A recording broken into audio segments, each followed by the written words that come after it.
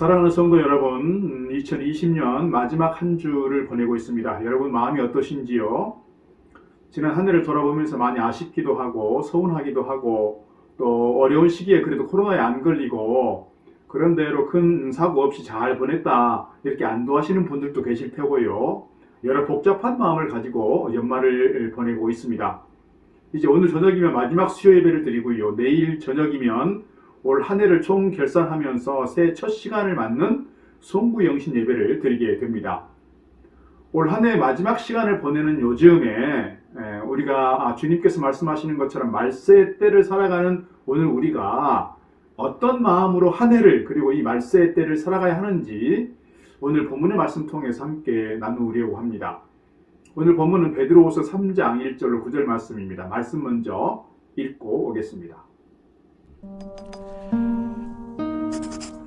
사랑하는 자들아, 내가 이제 이 둘째 편지를 너희에게 쓰노니 이 두 편지로 너희의 진실한 마음을 일깨워 생각나게 하여 곧 거룩한 선지자들이 예언한 말씀과 주 되신 구주께서 너희의 사도들로 말미암아 명하신 것을 기억하게 하려 하노라. 먼저 이것을 알지니 말세에 조롱하는 자들이 와서 자기의 정욕을 따라 행하며 조롱하여 이르되 주께서 강림하신다는 약속이 어디 있느냐? 조상들이 잔 후로부터 만물이 처음 창조될 때와 같이 그냥 있다 하니 이는 하늘이 옛적부터 있는 것과 땅이 물에서 나와 물로 성립된 것도 하나님의 말씀으로 된 것을 그들이 일부러 잊으려 함이로다. 이로 말미암아 그때의 세상은 물이 넘침으로 멸망하였으되 이제 하늘과 땅은 그 동일한 말씀으로 불사르기 위하여 보호하신 바 되어 경건하지 아니한 사람들의 심판과 멸망의 날까지 보존하여 두신 것이니라. 사랑하는 자들아, 주께는 하루가 천년 같고 천년이 하루 같다는 이 한 가지를 잊지 말라. 주의 약속은 어떤 이들이 더디다고 생각하는 것 같이 더딘 것이 아니라 오직 주께서는 너희를 대하여 오래 참으사 아무도 멸망하지 아니하고 다 회개하게 이르기를 원하시느니라. 오늘 본문은 사도 베드로가 초대교회 성도들에게 보내는 두 번째 서신입니다. 오늘 본문이 기록될 당시에 교회는 안팎으로 너무나 힘든 시기를 보내고 있었습니다. 외부적으로는 네로 황제를 비롯해서 로마 정부로부터 이루 말할 수 없는 그런 박해를 받고 있었습니다. 내부적으로는 또 거짓 선생들, 유대인들이나 또는 이단들이 교회 안에 들어와서 성도들이 믿는 그 교리를 혼란스럽게 만들고 교회 질서를 교란하고 어지럽히고 있었습니다.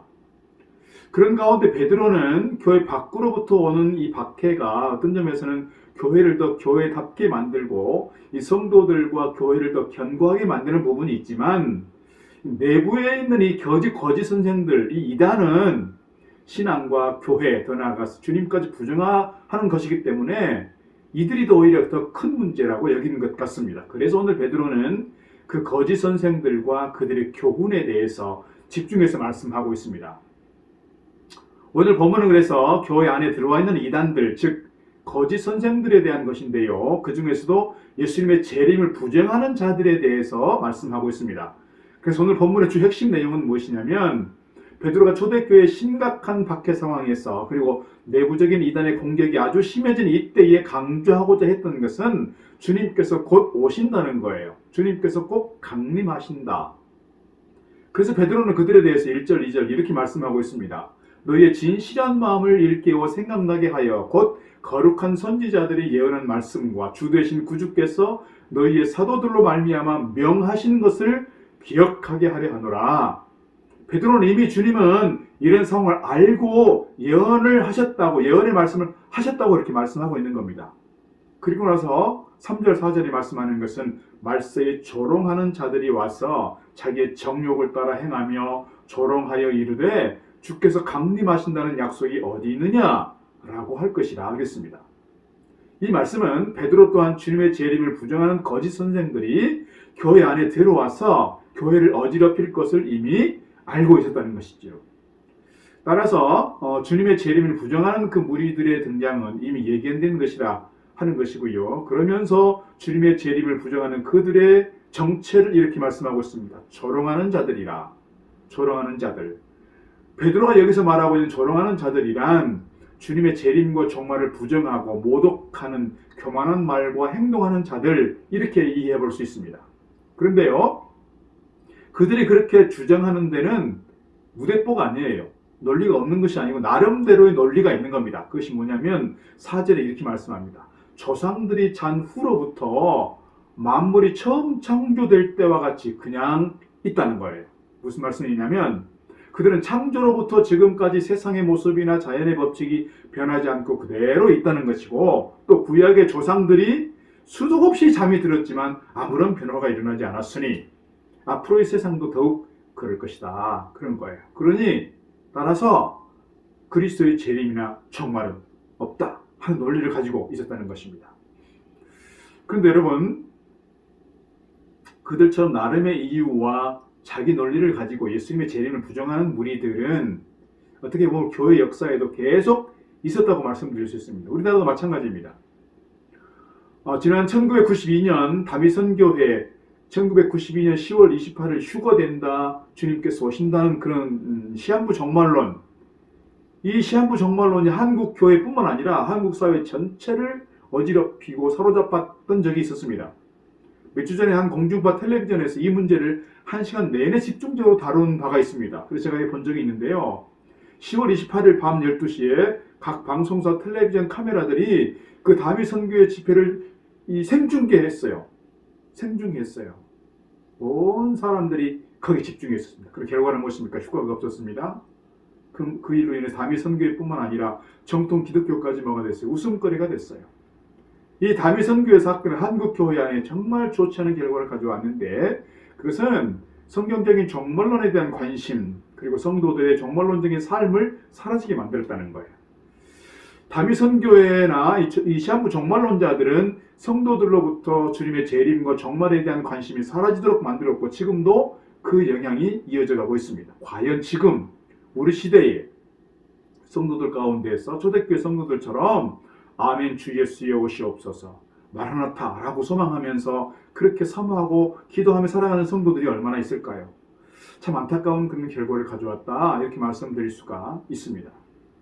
이어서 베드로는 주님의 재림을 부정하는 자들이 근거도 없이 함부로 그리고 무책임하게 말하는 것에 대해서 반박하고 있습니다. 5절 보니까요, 이는 하늘이 옛적부터 있는 것과 땅이 물에서 나와 물로 성립된 것도 하나님의 말씀으로 된 것을 그들이 일부러 이절에 함이로다 그랬습니다. 하늘과 땅이 하나님의 말씀으로 창조되었다는 사실이 주님께서 말씀하신 재림과 심판 역시 진리라는 것을 입증한다는 거예요.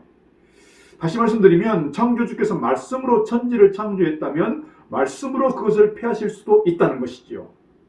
6절 말씀 보면은 하나님은 이미 노아 시대에 물로 세상을 심판하신 적이 있다라고 하는 것은 주님께서 재림과 심판을 입증한다고 보는 것이고요. 그래서 현재 하늘과 땅이 그대로 있는 것은 주님께서 목적이 있어서라는 거예요. 이게 7절입니다. 그러나 세상 끝날이 되면 세상도 사라지고 그때까지 주님과 주님의 재림을 거절한 자들은 뭐예요? 심판을 받게 될 것이라 주님께서 심판주로 오시기 때문에 그 말입니다. 결국 무엇입니까? 주님의 강림은 성경에 약속된 대로 반드시 그대로 이루어진다. 오늘 우리가 아는 것처럼 성경은 수많은 약속으로 채워져 있다는 것인데요. 그래서 구약과 신약이라고 합니다. 그리고 그 약속들은 거의 대부분 성취가 되었습니다. 그러나 아직 결정적으로 이루어지지 않고 남아있는 한 가지 중요한 약속이 있는데 그건 뭐냐? 주님께서 다시 오신다고 하는 약속입니다. 사랑하는 성도 여러분, 예수님은 성경에 약속된 그대로 반드시 다시 오실 것이라 믿습니다. 주님의 강림은 반드시 일어날 일이라는 거예요. 그러므로 주님께서 다시 오심을 사모하고 기다리는 저와 여러분 될 수 있기를 바라겠습니다. 그러면 주님께서 언제 오시느냐? 주님의 재림은 언제 이루어지느냐? 오늘 말씀 이후에 보게 되면 주님의 재림은 도둑이 오는 것처럼 부지불식간에 이루어진다고 말씀합니다. 여러분, 주님은 반드시 다시 오실 것입니다만 그 날과 그 시는 성부 하나님 외에는 아무도 알 수 없다는 거예요. 그런데도 주님은 그날이 곧 당장 임박해 있다고 말씀하셨습니다. 무슨 뜻입니까? 그것은 주님의 재림을 인간의 눈으로 바라보고서 가깝다, 멀다 이렇게 말해서는 안 된다는 것이지요. 재림이라고 하는 것은 우리의 시간에 머물러 있는 것이 아니라 우리의 시간으로 계산하는 것이 아니라 하나님의 법에 따라야 한다는 거예요. 그렇다면 하나님의 시간의 법은 뭐냐? 8절 말씀 보니까 사랑하는 자들아 죽게는 하루가 1000년 같고 1000년이 하루 같다는 이 한 가지를 잊지 마라 그랬습니다. 인간은 시간에 종속된 사람들입니다. 시간에 의해서 측정되는 존재들입니다. 그러나 하나님께서는 과거와 미래가 구별이 없고 시간의 길고 짧음도 없다는 거예요. 그렇게 볼 때 하나님께 1000년 아니 창세 이후에 수천 년 수만 년 겨우 하루와 같다. 아니면 그보다 훨씬 더 짧다 이렇게 말씀드릴 수 있다는 거예요. 따라서 주님의 강림이라고 하는 것은 구절의 말씀처럼 어떤 이들이 더디다고 생각하는 것 같이 더딘 것이 아니라 하는 말씀입니다. 더디니 어쩌니 하는 것은 단지 우리의 입장, 우리의 계산이라는 것이죠. 나아가서 오늘 본문 이후에 10절 말씀 보니까 그러나 그 날이 도둑같이 오리니 그랬습니다. 이 말은 주님께서 부지불식간에 즉 무슨 일이 일어날는지 채 알지도 전에 깨닫기도 전에 주님께서 오신다라고 하는 거예요. 주님께서 예고 없이 갑작스럽게 우리가 생각하지 못한 그 시간과 그 상황에 주님께서 오실 수 있다. 우리가 알거나 깨닫기는커녕 아무런 준비가 되어 있지 않은 그때 주님께서 오실 수 있다는 것입니다. 결국 주님께서 반드시 다시 오시되 도둑처럼 오신다고 하는 이 말씀은 우리 성도들로 하여금 주님을 기다리는 삶을 살되 항상 주님 맞을 준비가 된 삶을 살라고 하는 뜻으로 우리가 이해할 수 있습니다. 그러므로 주님께서 지금 당장이라도 오실 것이라고 하는 이 믿음을 가지고 순간순간을 믿음으로 살아갈 수 있기를 바랍니다. 그렇다면 이렇게 주님 오심을 기다리는 성도들이 어떤 모습으로 살아야 되느냐? 오늘 본문 이후에 성경에서 잘 기록하고 있는데요. 내일 아침에 한 번 더 살펴볼 것입니다. 간단히 살펴보자면 11절의 말씀처럼 거룩한 행실과 경건함으로 살아야 한다. 또 12절 말씀 주님을 기다리는 성도들은 하나님의 날이 임하기를 바라보고 간절히 사모해야 한다. 또 13절 말씀으로 보면 그의 약속대로 의의가 있는 곳인 새하늘과 새 땅, 저 천국을 바라보고 가야 한다 하는 말씀 드리고 싶습니다. 사랑하는 성도 여러분, 주님은 반드시 다시 오실 것입니다. 그리고 우리가 생각하지 못한 시간에 우리가 예측하지 못한 그 시간에 부지불식간에 오실 것입니다. 그러므로 다시 오실 주님을 간절히 사모하시되 더 거룩하고 더 경건한 모습으로 주님을 기쁘시게 하는 아름다운 삶 살아갈 수 있기를 바랍니다. 그리고 노아처럼 한 사람이라도 더 구원을 받도록 복음을 전하고 또 오늘 우리에게 맡겨진 사명을 잘 감당해야 할 줄로 믿습니다. 이렇게 사는 것이 다시 오실 주님을 기다리는 성도의 모습이라 그렇게 믿습니다. 이제 한 해를 마무리 지는 연말을 보내면서 우리 인생의 마지막 때를 준비하고 주님 오실 것을 준비하면서 보내는 귀한 시간 연말을 보낼 수 있기를 주의 이름으로 부탁드립니다. 사랑하는 성도 여러분에게 하늘의 은혜와 평강이 넘치시기를 바라고 여러분 가운데 날마다 하늘의 복이 풍성하게 임하는 귀한 여러분 될 수 있기를 주의 이름으로 축복합니다. 나의 마음이 교만치